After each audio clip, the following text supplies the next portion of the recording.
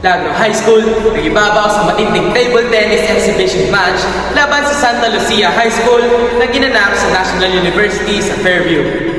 Sa unang set, mabilis ang laban at nakapuntos agad ang Lagro High School na 4 na sunod-sunod na nagresulta sa 11-5 na panalo. Sa ikalawang set, bumawi naman si Akiko Laguares ng Santa Lucia High School gamit ang may ingat na playstyle at nakuha nila ang set sa score na 12-10. Sa huling set, tila hindi nagpatinag ang Lagro High School kahit sa tuwing deuce ay parehas na nagpapalitan ng puntos. Sa isang matinding rally, tinapos ni Aldrich Ignacio ang laban gamit ang forehand smash para sa tagumpay ng Lagro High School sa score na 14-12. Mapapalaban ng Lagro High School sa darating na table tennis division meet sa Nobyembre. Matt Magpayo, nag-uulat para sa Sentro Balita.